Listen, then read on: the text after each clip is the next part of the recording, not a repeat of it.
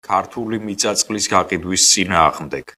საზოგადოებრივ-პოლიტიკური მოძრაობა ქართული იდეას წევრი თორნიკე კივილაძე.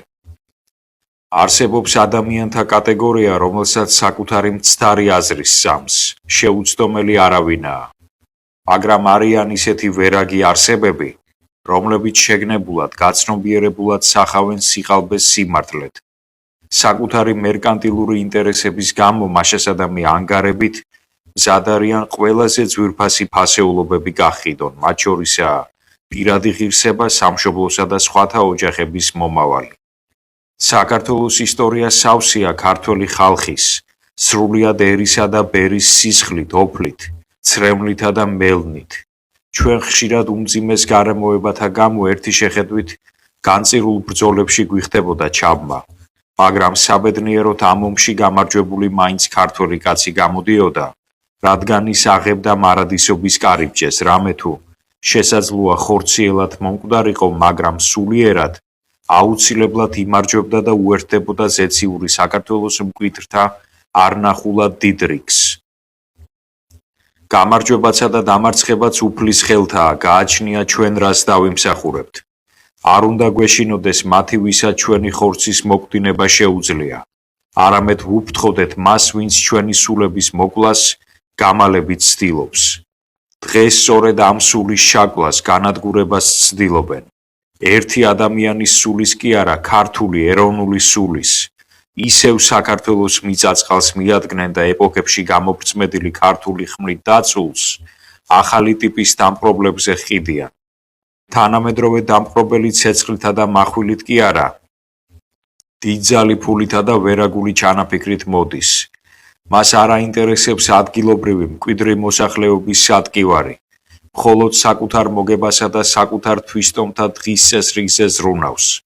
საქართველოს ხელისუფლება, რომელიც ქვეყნის სახელმწიფოებრივ ინტერესებს უნდა ემსახურებოდეს, მხოლოდ საკუთარი ჯიბის გასქელებაზე ფიქრობს და არაფრად აგდებს ქართული სახელმწიფოს მომავალს. ცხადია, იზოლაციონიზმი დამღუპველია და გონივრული ინვესტიციების მოზიდვა მნიშვნელოვანია, მაგრამ რომელ რაციონალურ ინვესტიციაზეა საუბარი, როცა ქვეყანაში უნდა აგიშენონ სოფლები და ქალაქები, სადაც ქართველები კი არა ათეულ ათასობით უცხოელი იცხოვრებს და დაეპატრონება ჩვენს კუთვნილ მიწა-წყალს.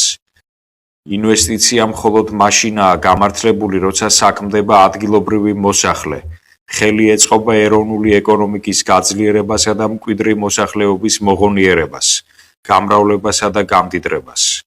ისედაც უმძიმესი დემოგრაფიული ვითარების ფონზე, მაშინ როცა სიკვდილიანობა აღემატება შობადობას, უცხოელ მიგრანტთა რიცხვი მეტია საქართველოდან გასულ ქართველ ემიგრანტებზე, კატასტროფულადაა გაზრდილი განქორწინებების რიცხვი, რომლის ძირითადი მიზეზი მძიმე ეკონომიკური მდგომარეობაა და ახალგაზრდა ქართულ ოჯახებს არ ეძლევათ სრულფასოვანი განვითარების საშუალება, ბუნებრივია საქართველო ახალ მასობრივ მიგრანტთა ტალღას ვეღარ გაუძლებს. ეს იქნება მორიგი ლურსმანი ჯვარზე გაკრული სახელმწიფოსა და ხალხის სხეულზე. სამწუხაროდ სისტემის შემადგენელი მნიშვნელოვანი ნაწილია მართული მედია საშუალებები, თუმცა საბედნიეროდ ყველა არხსა თუ გამოცემას ვერ გააკონტროლებენ. სწორედ ეს მართული საინფორმაციო არხები თუ სააგენტოები ცდილობენ, რამენაირად გაამართლონ ერისა და სახელმწიფოს გამყიდველი აქტი და ურცხვად გვიცხადებენ, რომ ეგრეთ წოდებული არაბული ინვესტიცია წინ გადადგმული ნაბიჯია ქვეყნის ეკონომიკური განვითარებისთვის, რაც სრული სიცრუეა, მათ მიერ მოყვანილი ფსევდოარგუმენტები კი სრულიად უსუსური. ეგრეთ წოდებული პრესტიჟული ქალაქები, რომლის აშენებაც იგეგმება, ხელმიუწვდომელი იქნება ქართული საზოგადოებისთვის, რადგან საქართველოს მოქალაქეთა უმრავლესობა ვერ შეძლებს იქ არსებული უძრავი ქონების შესყიდვას კოლოსალური ფასების გამო. საუბედუროდ აღნიშნული ქალაქები განკუთვნილია არა საქართველოს მკვიდრი მოსახლეობისთვის, არამედ სამომავლოდ ჩამოსასახლებელი უცხოელებისთვის. შეგახსენებთ, რომ გაერთიანებული ერების ორგანიზაციამ ქართველი ერი შეიყვანა მომაკვდავი ეთნოსების რიცხვში და მისი ეთნიკურ უმცირესობაში გადასვლა საქართველოში 2050 წლისთვის დაგვიანონსა. ასე თუ გაგრძელდა პროცესები და ბუხანათური ჩანაფიქრის განხორციელების მომსწრენი გავხდით, ტემპი დაჩქარდება და კატასტროფულ მდგომარეობამდე მივალთ. არსებობს დუმილის ორი სახე: ბრძნული და მოღალატური. ბრძნული დუმილის სიბრძნის მანიშნებელია მოღალატური კი ლაჭრობის, ღალატის. ერთ შემთხვევაში თუ კი დუმილი რჩეული ოქროა, მეორე შემთხვევაში გამცემია, რადგან სწორედ დუმილით გაიცა ქრისტე. ქართველო ერო, ახლა დუმილი და პირში წყლის შეგუბება დამღუპელია ჩვენთვისა და ჩვენი სამშობლოსათვის. ჩვენ გვმართებს გააფთრებული ბრძოლა ეთნიკური ჩანაცვლების პროგრამისა და სახელმწიფო სტრატეგიული დანიშნულების მქონე მიწაწყლის უცხოელებზე გაყიდვის წინააღმდეგ. ეს არის ბრძოლა, სადაც ღირსება, ეროვნული სული უპირისპირდება დიდძალ ფინანსურ რესურსსა და ვერაგობას.